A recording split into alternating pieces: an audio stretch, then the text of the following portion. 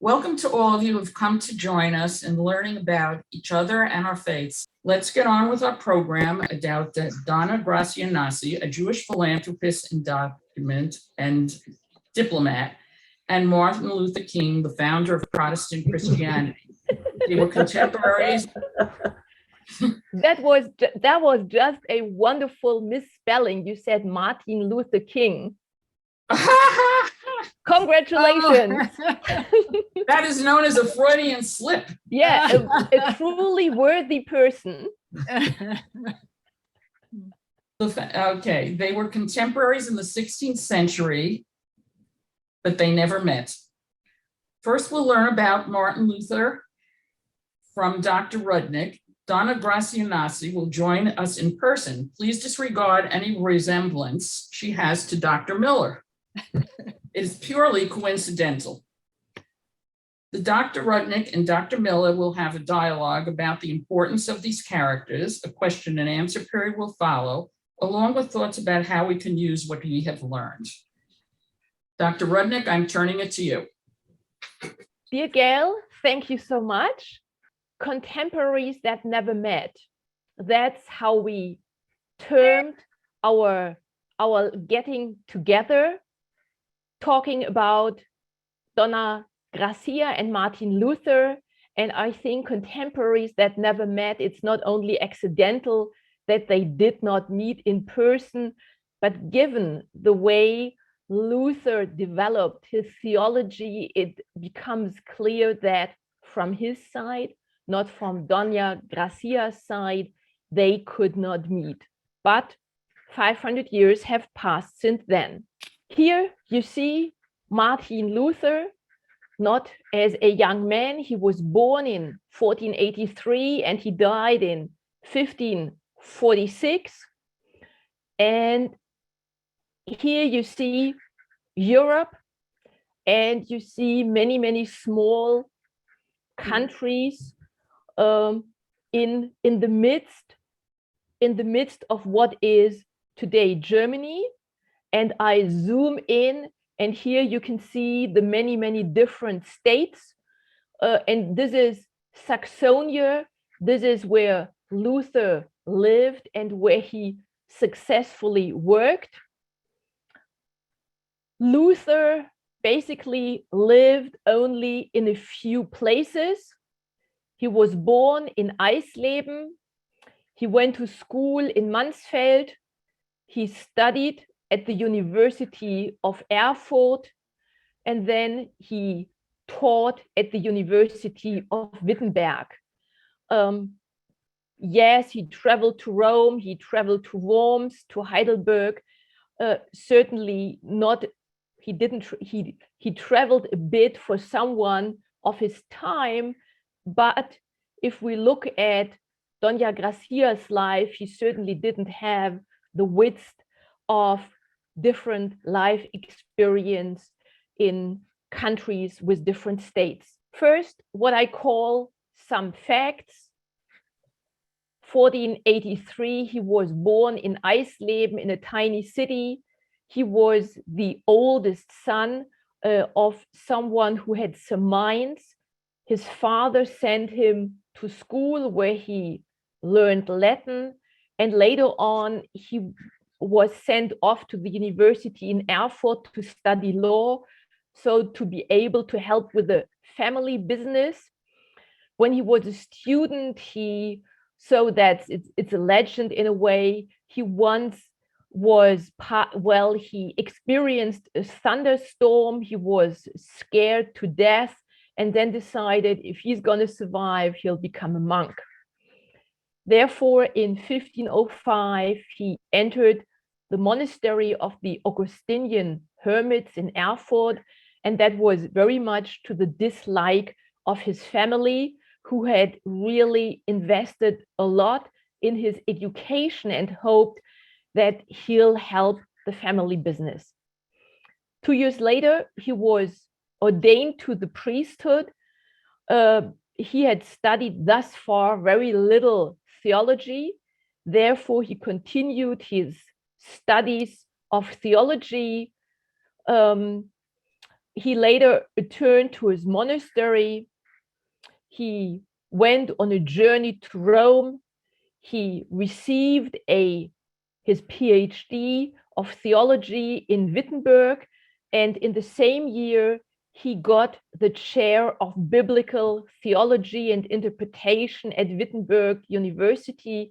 And I think it's important, he was not teaching dogmatic theology, but for the rest of his life, he was teaching Bible, Hebrew Bible, and New Testament. A year later, he was appointed as preacher at the city church in Wittenberg, and that's also of importance. All his subsequent life, he was preaching and teaching. What's quite amazing is that a number of the buildings he lived in are still standing today, can be visited. However, while I was a child and as a young woman, I could not visit them because these buildings are in the former GDR. And so they were completely inaccessible till '89. They've been renovated, and here you see the house, which today is a museum, where he was born in Eisleben. This was on the Wartburg, where he lived for a number of months and where he translated the New Testament from Greek into German. And this, his study. And this later on is the place, the former cloister where he lived in Wittenberg, still standing today. In 1517, that was an important year for what was later on should happen. He posted his thesis on the indulgences, which he felt was not okay to sell indulgences, God's grace. So his idea later on should be there is for free. It doesn't cost, and it certainly doesn't cost any money. These theses on his critical approach on the indulgences spread very fast in the German-speaking countries. There was an interrogation, there was a disputation, and 3 years later, finally, a papal bull of excommunication. A year later, he was defending his thought at the Diet of Worms. And then after that, he had to hide at the Wartburg Castle, where he translated the New Testament from Greek into German. The following year, he could return to Wittenberg because the Saxonian Lord, he protected Luther. 3 years later, he married a former nun, Katharina von Bora. 3 sons and 3 daughters were born to them, another political event, and then he died 1546 in Eisleben. Now, what I call the story. So the facts are undisputed, and the story could be told in many, many different ways. And of course, many books have been written about Luther, about many aspects. It would take more than a lifetime to study all there is. And I try to really focus and condense the plot, what I think was his contribution, what are also his inherent dark side. The first thing is he became a monk in the Augustinian tradition, and that shaped also his theology. Furthermore, it was really important he taught Bible at the university and was a preacher. So he was not only a scholar, but also mainly a preacher. And of course, he criticized the selling of the indulgences, and that was the departing point from which he called for multiple reforms in the church. This was the beginning. and the refusal to withdraw his criticism led to admonitions, debates, finally the excommunication. And because, and only because, he received political protection, of course, this political protection that helped to really establish a distance to the Vatican. So it was not only because, the rulers gained this insight, but there was political inherent interest, and all that then led to the establishment of two new churches, the Lutheran Church, and then in the south of Germany and in Switzerland, the Calvinist Church. I found an interesting quote on Luther by Heinrich Heine. I like what Heinrich Heine wrote about Luther. Heine had a wonderful way with words and also with the paradox ways. He wrote some essays called On Germany Since Luther. He published them in 1834. And he said, Luther was both a dreamy mystic and a practical man in action. His thought had not only wings, but also hands. He spoke and acted. He was not only the tongue, but also the sword of his time. He was also at once a cold, scholastic verbalist and an enthusiastic, God-intoxicated prophet. He had something original, incomprehensible, miraculous, something terribly naive, something foolishly clever, something sublime, narrowly minded, and something indomitable, demonic about himself. So many contradictory aspects are part of his theology, of his person. The story, his main theological insight was God's grace saves, or one could say God's grace sets free from the oppression of his own conscience. When he was a young man, he felt that he could only end in hell. He was very, very scared. He felt his sins could not be forgiven. And that was such, I think, for people in the 21st century, that's really difficult to grasp. But he was so much ridden with these anxieties that for him it was really freedom to understand it's God's mercy that freed him. That was liberating for him and for many of his contemporaries. This insight, however, namely putting grace at the center and also establishing poles, namely grace versus law, that led to an inherent anti-Jewish bias in his theology and of those theologians of the Lutheran theologians that followed his line up to the very late 20th century and even till today. His radical critique and deconstruction of contemporary religious teachings and practice led to the establishment of a new church.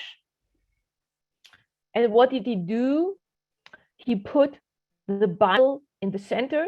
In the Catholic tradition, it's the Bible and the tradition. Luther said, no, the Bible has to be in the center of the faith. And he called it in Latin the norma normans, the norm that determines everything.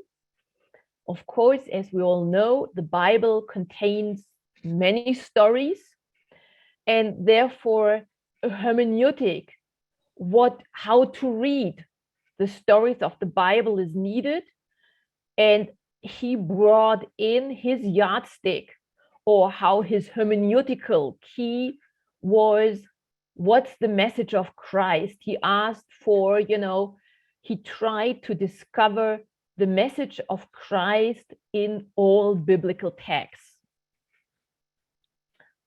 Of course, the implication of that was clearly a supersessionist Christian reading. And another thing, up till then, and in the Catholic tradition and among his contemporaries, it was typical to have multiple readings of the biblical text. The Jewish tradition, you have Pardes, so you have 4 different classical readings. Also in ancient Christian and medieval Christian exegetical readings, there were different readings which gave ample room for different interpretations.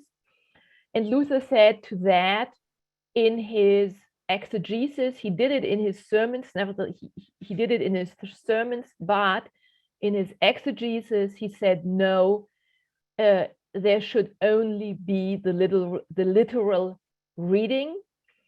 And of course, much can and should be said for a literal understanding of the text at first, for the pshat sense.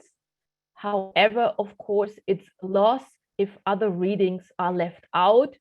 And in the case of Luther, of course, putting a literal understanding of the Bible at the center meant really cutting out other readings, not only other Christian readings, but mostly also other Jewish readings. He advocated and said it's necessary to study the Bible in the original languages, thus to read Hebrew, to study Greek. And in the Protestant Reformation churches, ever since then, everyone who wanted and still wants to become a minister till this very day has to study Hebrew, Greek, and also Latin, the original languages of the church, unlike in the Catholic Church at the time where the Bible was studied, read, listened to in Latin. Furthermore, he said the Bible should be read and listened to in the vernacular that everyone should hear, should be able to really understand and grasp the content, namely what for him was the liberating viva vox evangelii, the living voice of the gospel. That was his main goal, and for that he translated the Bible from Hebrew and Greek, and he also translated the Mass into the vernacular. Furthermore, he also composed religious songs in German. He established an educational program. He and his colleagues established schools for boys and girls to learn to read and to write. He composed 2 catechisms, one for everyone, one for the ministers, trying to really put into a few sentences what for him was the core of his understanding of the faith. And for him, he stressed the importance of preaching. Until this very day, sermons in the Lutheran and also in the Reformed tradition are important. They tend to last this day 20 minutes, in earlier days 40 minutes and even longer. And he also said the pater familias, the person who is there, the head of the house, he should also give devotions at noon. So there was a continuous reading of the Bible, and also to think about what does this mean, what does this say for us. And by doing this, he also empowered implicitly and explicitly the believers. He said there's a priesthood of all believers. Everyone is capable of reading the scriptures and, yes, understanding it and giving it on. In his theology, in his general theology, there is what I would call an anti-Jewish bias. Some of this anti-Jewish bias he shares with Catholic teaching, with Protestant teachings, but there's also a specific Lutheran anti-Jewish bias since the 16th century. He had a very strong Christocentric approach. That means he didn't focus on God like some mystics did. He focused on Christ, and the Jewish rejection of Christ as Messiah in his eyes is perceived as blasphemy. Furthermore, also an implicit anti-Jewish bias is the reduction of the multiple interpretations to just one, namely the sensus literalis. And it then took many centuries before Catholics and Protestants would come to the understanding that there can be, or there should be, Jewish and Christian readings of the Bible, which are different, yet nevertheless that both can be true. But that took centuries. And a particularly Lutheran anti-Jewish bias is implicit in Luther's focus on grace versus law, which became law became often the counterpoint to his understanding of grace, and he denigrated and made halacha into something which it is not, but that was, yes, there is a heavy anti-Jewish bias, and that is there. And I think all this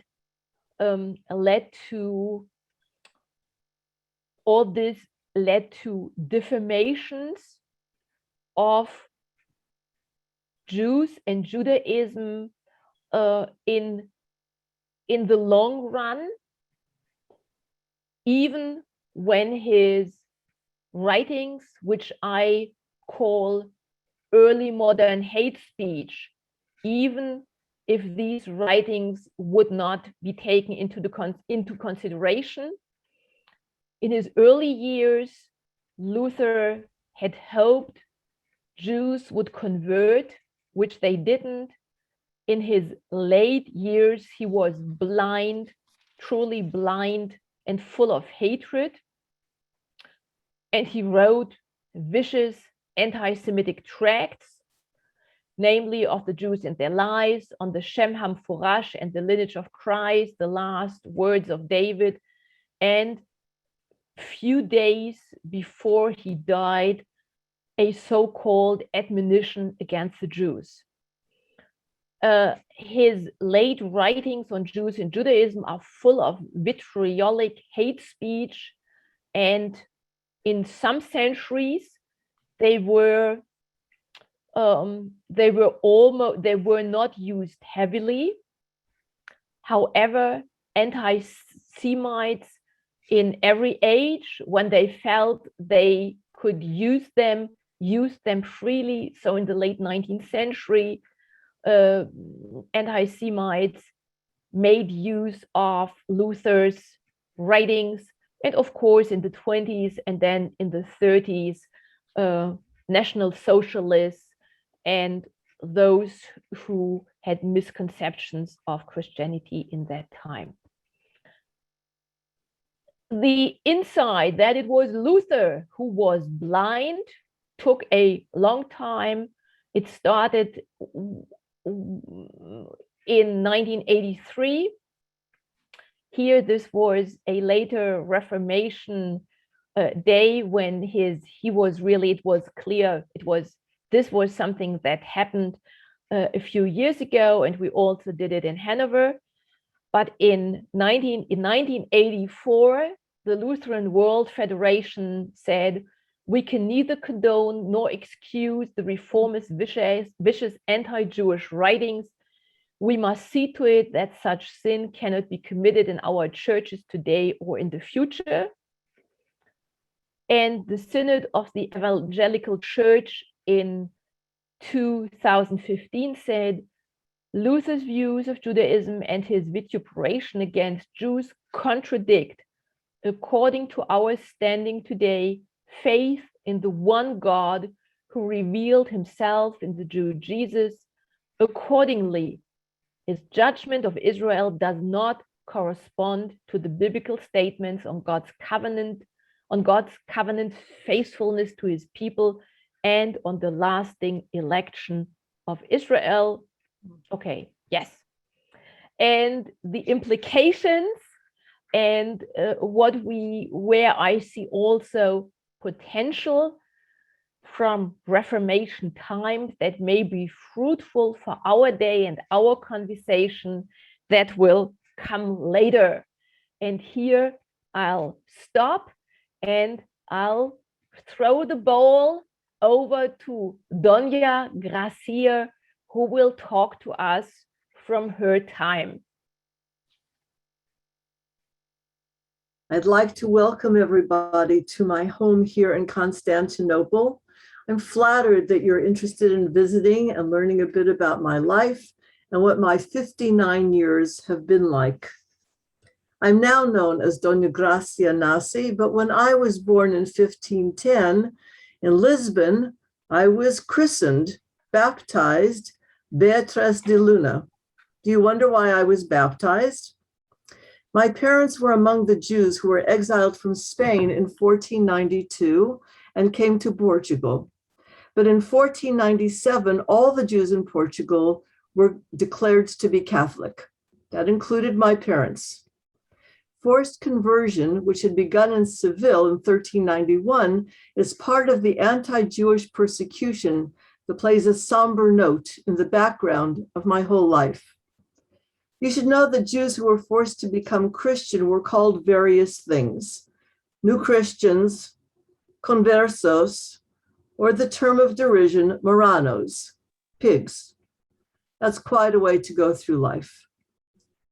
Jews like my parents, who lived a double life, outwardly Christian, inwardly Jewish, were also called crypto-Jews.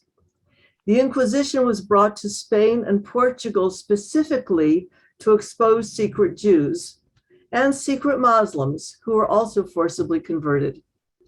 And yet, against this background, there were still high points. In 1528, when I was 18, I was married to a relative, Francisco Mendez Benveniste. He was a wealthy Jewish New Christian, a merchant in Lisbon. Let's see if I can show you a picture of the cathedral where we were married. Well, there is a picture of my cathedral. We may or may not be able to do this today. I had a baby. Her name was Reina, but she was barely 1 year old when my husband died after only 7 years of marriage. Our family and our extended family were very wealthy international traders. Here's how we made our money. We were involved in the spice trade, especially black pepper. Black pepper was so expensive that it was called black gold. Every desirable commodity that was imported was considered part of the spice trade, not just nutmeg, cardamom, but also ivories, silks, everything that the nobility and the upper classes wanted. And that's the next theme of my life: money and control. You'll soon see how important that has been in my life and in the life of certain new Christians. When my husband Francisco died, he divided responsibility for the administration of this fortune between me and his brother Diogo. You may wonder what Francisco recognized in me, that he trusted me with the business. Remember, I was only 25 years old. So there we were, still living as Christians in Portugal. In 1536, the year that Francisco died, the Pope ordered the establishment of a Portuguese Inquisition, just like in Spain. That made our lives horribly complicated. As new Christians, we were always suspected of relapsing to Judaism. As wealthy Jews, we were in danger because if we were convicted of secret Judaizing, there was even a term for it, our wealth would be confiscated. That's pretty tempting. So we left Portugal. I won't go into all the details of all the places we went, but wherever we went, our wealth was both a blessing and a curse. It made it possible for us to make loans to kings, princes, and nobles. But if they were unwilling to repay the money, they could institute inquisitorial proceedings against us, potentially arresting us and confiscating everything. That's what happened when we were in Antwerp. My younger sister, Brianda, Reina, my daughter, and I hurriedly left for Venice. It was a near thing. Later, Brianda, my sister, married Diogo Mendez. Remember, that's my brother-in-law. He was much older than she. They named their baby daughter, Beatrice, after me. Remember, we're Sephardic Jews. We name after the living. But Diogo died in the summer of 1543. Their baby was 1 year old. And here come the complications. You remember that my husband had left half his estate to Diogo and half to me. When Diogo died, half the family property remained in my hands, but he had also made me administer of his half of the fortune on behalf of Brianda, my sister, and their daughter. So I was in charge of my sister's money and in charge of my niece's money. You can imagine how much Brianda liked that. It was just the start of a new, long-lasting area of conflict, as though we needed more suspicion in our lives. And here comes the Inquisition. The Inquisition reached into Antwerp. We had left Antwerp, but the charges of being secret Jews were brought against my deceased husband. There's no doubt that the goal was to relieve our family of the bulk of our fortune. As soon as we could, we had run to Venice, but we had to leave most of our property behind. You can already predict the next thing that will happen. The imperial government was angered at our flight. They retaliated by accusing both Brianda and me of heresy. They placed an embargo on both the property we had left behind in Antwerp and the money they owed us from some very large loans. My nephew Joseph was able to retrieve some of the embargoed property, but much was also lost. Then he too suddenly departed for Venice. In Venice, we lived on the Grand Canal. We thought that things could be better in Venice. The Venetian authorities tended to turn a blind eye to the religious heresy of conversos from Spain and Portugal, except in rare cases where they were stirred to action. But this was a rare case, given our family's great wealth. Here's how it started. Brianda greatly resented my control of the family property and her daughter's right to it. It ended up a court case in Venice. They ruled that I was to hand over the Mendez fortune, the half that had been Diogo's, to the public treasurer in Venice, and it would remain there until my niece Beatrice was 18. At the time that this happened, she was 8 years old. By the time the legal case was decided, I had already organized a move for my family and my property to Ferrara in Italy. Why Ferrara? Well, the ruler of Ferrara was eager to have our family and our assets in his territory, and he therefore agreed to accept the terms of Diogo Mendez's will. That means I would be in charge of the entire fortune. So when I moved there, Brianda had no choice but to follow. But the feelings between my sister and me remained, a sore that would not heal. I would love to show you a picture of the palace we lived in Ferrara, but my scrapbook is stuck closed. Ferrara was the great turning point in our lives. For the first time in Ferrara, We lived openly as Jews. For the first time, I became known as Dona Gracia Nasi, the name I used for the rest of my life. Brianda adopted the name Reina. Somewhat confusingly, my daughter was also named Reina, and Brianda's daughter was given the name Gracia. But even though we shared all these names, the struggle over the family fortune continued. Ferrara gave me a chance to expand the use of my wealth for important work for the Sephardi Spanish Jews. Some were ex-conversos from Portugal. I began to support Jewish literary and printing activity. The most important work was the famous Ferrara Bible, a Spanish translation of the Hebrew Bible.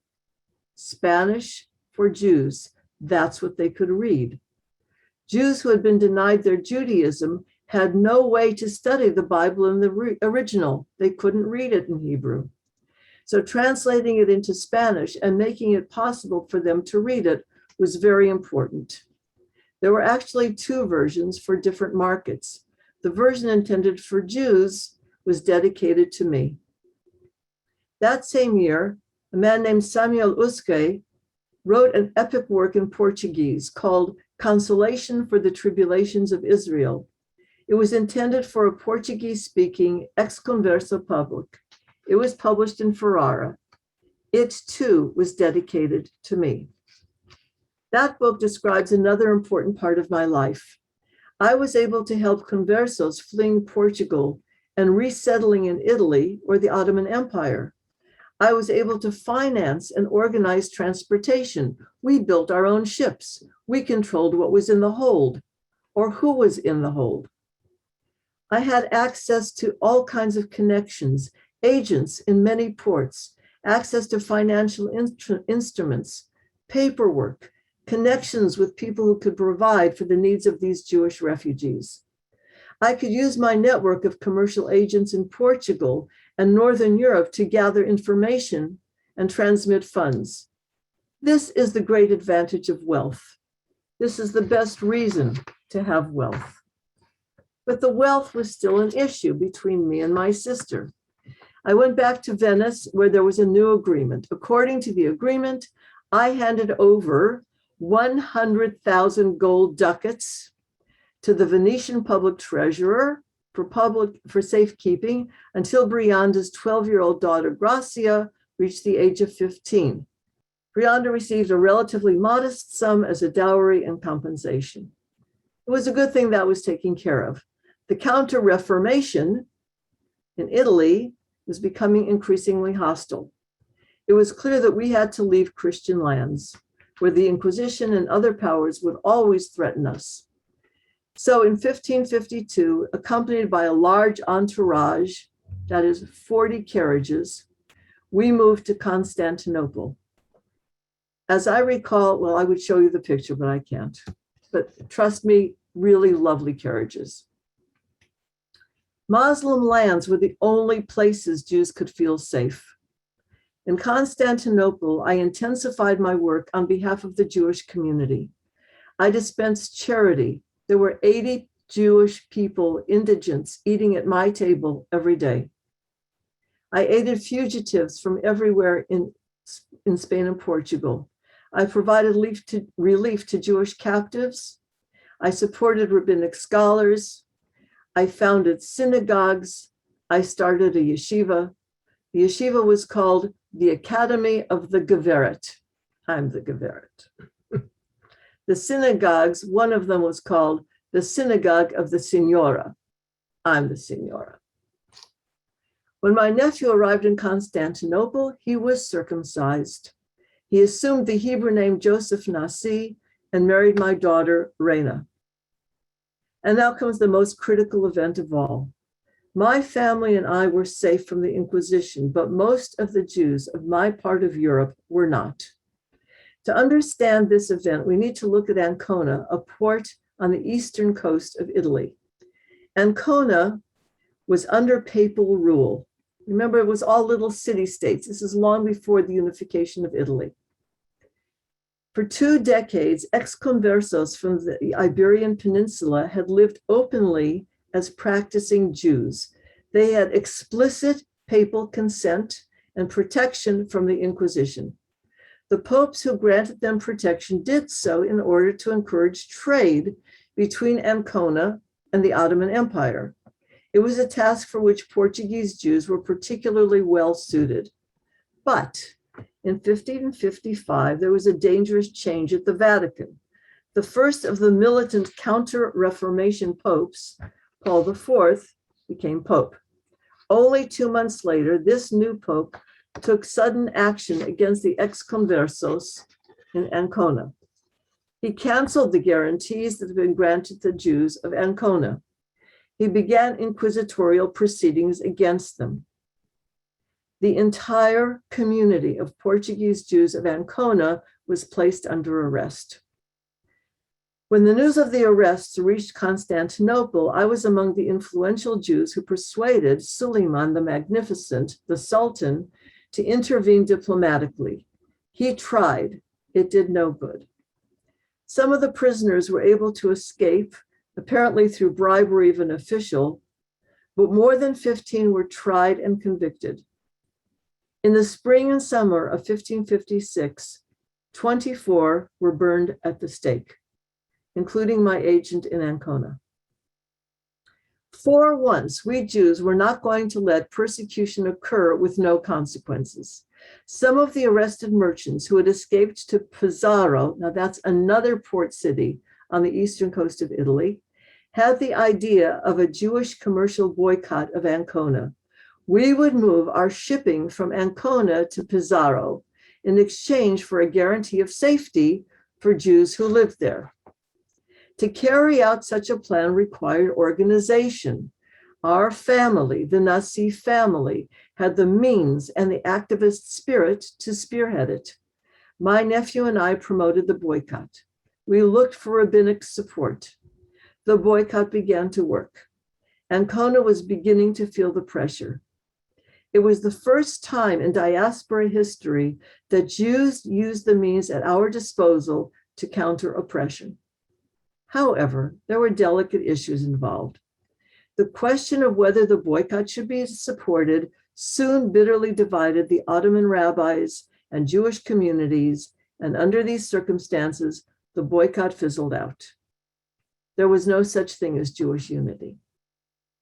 It was just during this time period that our family experienced more drama.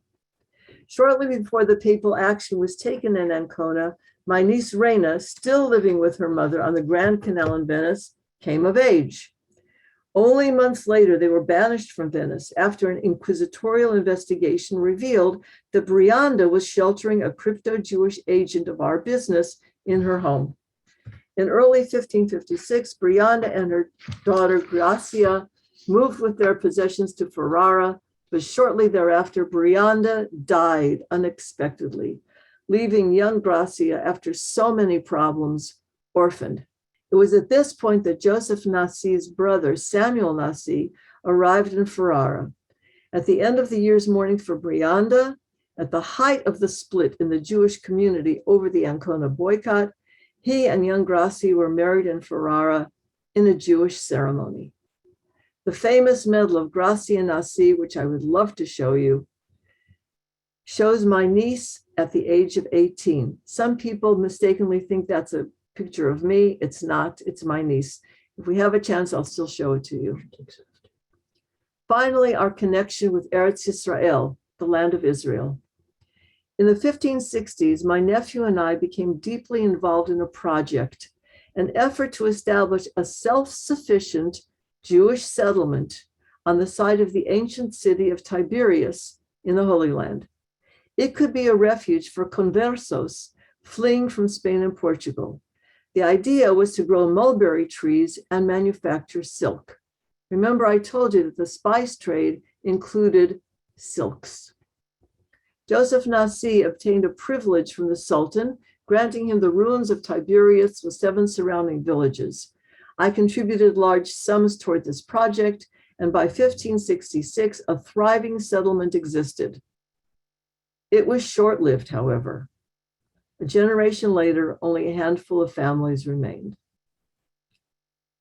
So as I look back, I think I can say I gave my energies to these things: saving Jewish refugees and resettling them, funding the creation of basic Jewish learning through publishing a readable Bible, other literature, schools and yeshivot, even a poetical academy, funding the creation of synagogues, using my economic power to punish those who oppress Jews, founding self-sustaining communities in the land of Israel. In your day, how many organizations would be required to do all of that?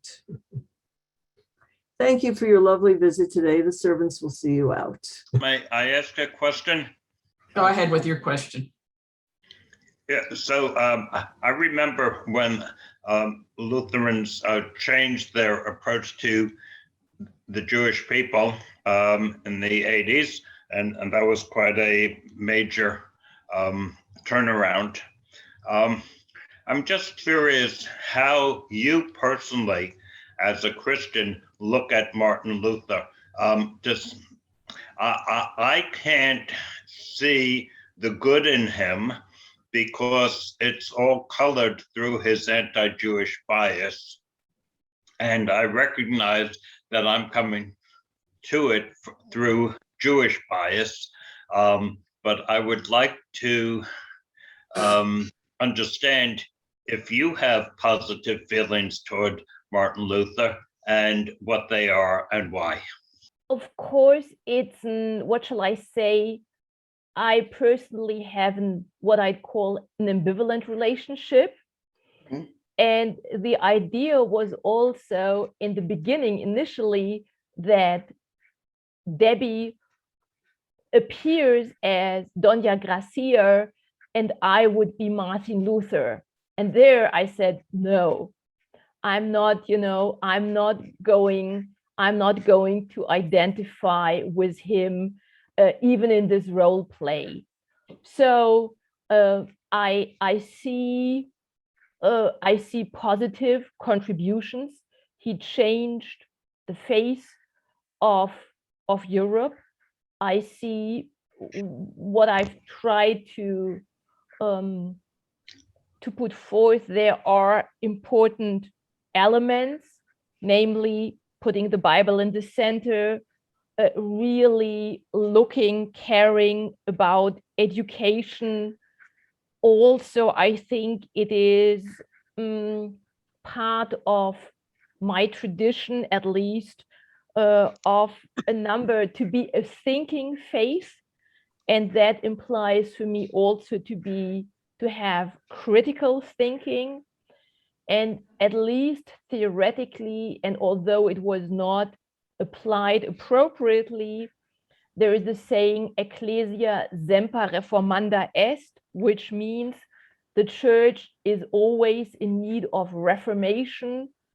So I can look at Luther, or I look at Luther from the distance of 500 years. I do see his contributions, namely that also because of him, it's possible for me to be a woman minister today, unlike in non-reformed churches. There are a number of positive aspects. However, what I cannot do, and what many generations before me did, was to put him on a pedestal. So to venerate him. No, there is no way that, I'm going to do that. And for me, I can only be in this tradition if it implies really a change in relating to the Jewish community, and if it implies a different way of teaching and preaching about Jews and Judaism. That is for me a necessary part of what it means to be part of this tradition. So at this point, Ursula and I were going to engage in a little dialogue and have perhaps the dialogue that never happened at the time. Ursula, would you like to start? Looking at first, there was the idea, and the idea to really bring worlds together, which people often do not explore. Certainly, I read about Dona Gracia. I was fascinated by her, and then this morning I mentioned her name to a learned colleague of mine, but of course she'd never heard of Dona Gracia. And so the sentence or the statement, contemporaries that never met, they never met, and Luther unfortunately would not have wanted to meet her, even if, which he did not do, ask for him to meet. Other Jews in Germany did, and he rejected that, etc. So we can look at the history of Europe and get a more comprehensive image of what happened. And of course, I'm fascinated by a strong, resilient woman who moved basically from the very far western side of Europe to the north, to Italy, to the Ottoman Empire, who achieved so much despite, and who was so resilient despite many odds in her time. So I think she would probably not have been that interested in meeting Luther either. Let's face it.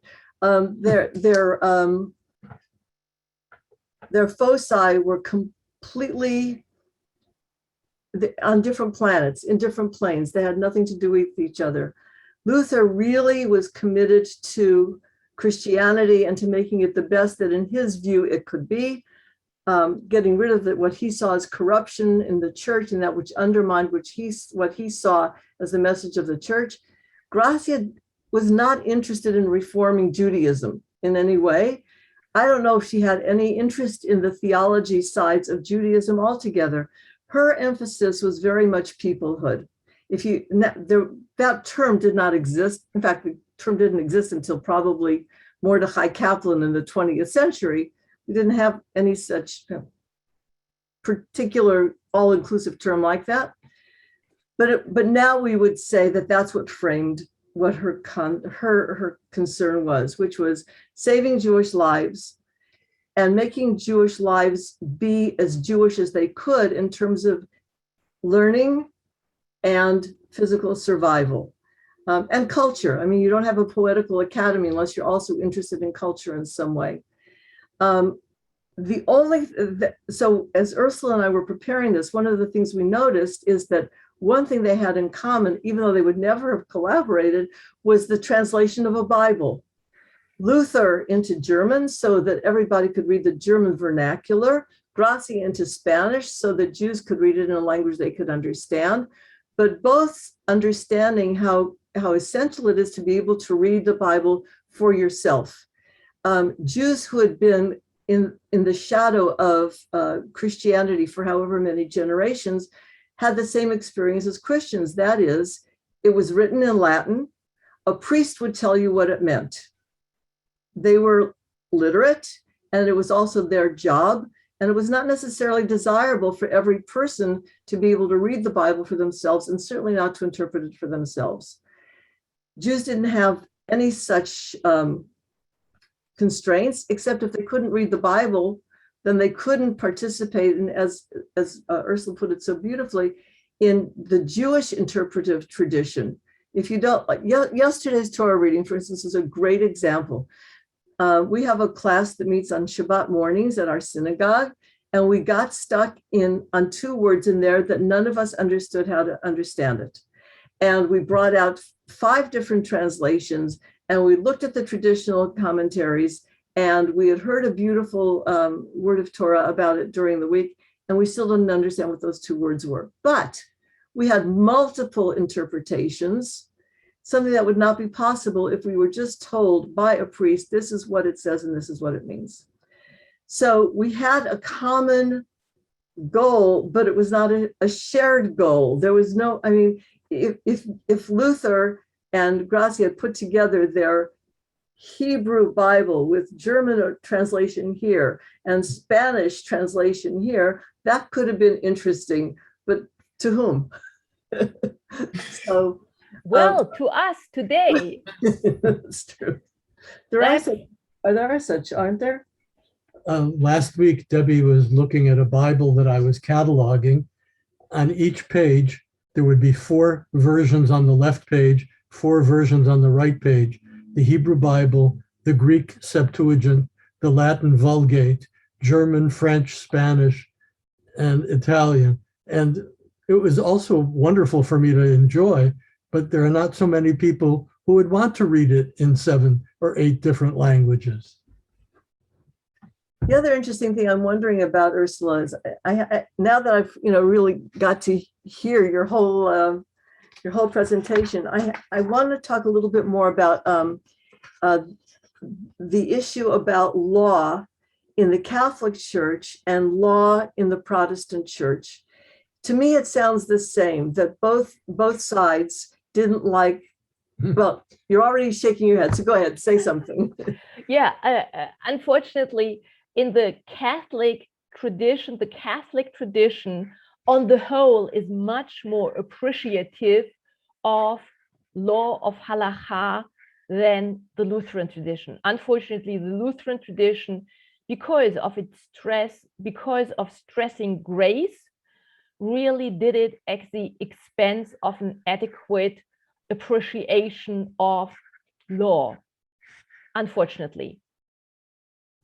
And so kind of if someone, appreciates law, that in the Lutheran tradition is really not a compliment, unfortunately. So how would Luther, if we think of different characteristics of God, what would Luther's characteristics of God have been? Well, merciful and unknown, for instance. Interesting. And of course, yes, the dark side, punishing, yes, of course. Those who did not adhere to, those who didn't listen to the voice of the gospel, yes, they would be punished. That was those were Luther's ideas. Ursula, do you think it would have ever have occurred to Luther? I mean, it didn't, but could it have occurred to Luther, that old slogan, the enemy of my enemy is my friend, that we were persecuted by the Catholic Church, you were persecuted by the Catholic Church, maybe there was some common cause there? Actually, the thing is, it could have, and while we decided, okay, we'll take Luther and Dona Gracia.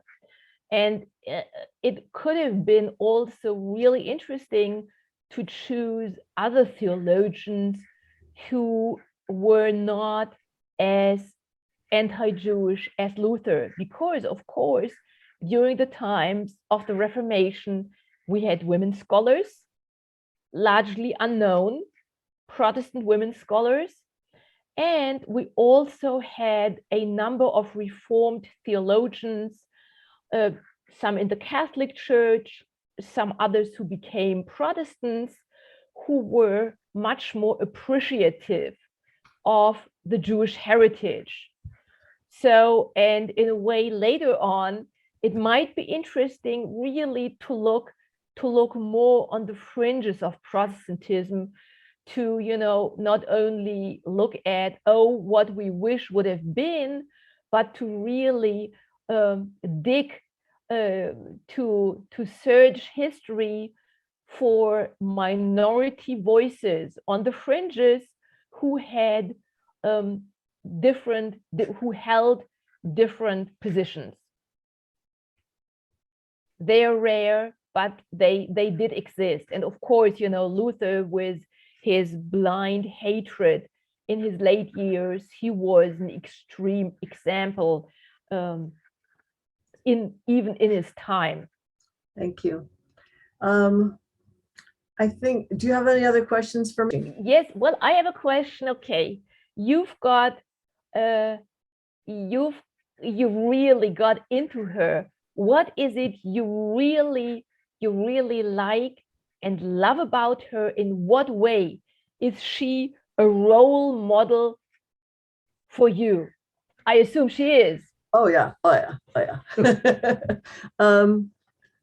So I also discovered her only as an adult. We were none of us raised on knowing anything about women of Jewish history. You know, there was the Bible, and then there was Golda Meir, and that was it. There was nothing in between. But this is what our wave of feminism brought us, which is to start looking at our history. And when I discovered her, I was really, really impressed by her activism, that she, look, I think she was a tough cookie. And I used to take her side against her sister, and now I'm not so sure. I think it was not easy to be her sister. I think she was an extremely bossy big sister. Sorry, Vicky. And she really needed to be in charge of everything. She was tough. But the good that she did was really immeasurable. And I think it really is significant to understand how wealth can really do a lot of good. And, you know, some of us have a tendency to look the other way when it comes to wealth. But this is a really great example of putting it to make the world a better place, to save your people and so on. And also that she didn't limit herself to just any one activity, but that she was really involved in so much. It's hard to know how much she influenced others to follow, which is very important. Her nephew did to some extent, but her nephew, he takes up some of her causes afterwards, but I think he was much more narrow, and I think he was much more about self-aggrandizement than Jewish peoplehood totally. One other thing I should say, the first book I read about her, and now there are many, many more. The first book I read was Cecil Roth's very famous book, The House of Nasi, and this is the first volume of it, Dona Gracias Nasi. Make sure I talk about next week's webinar before we leave.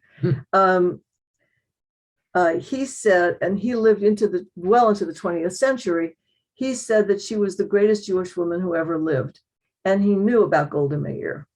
So that to me was very significant.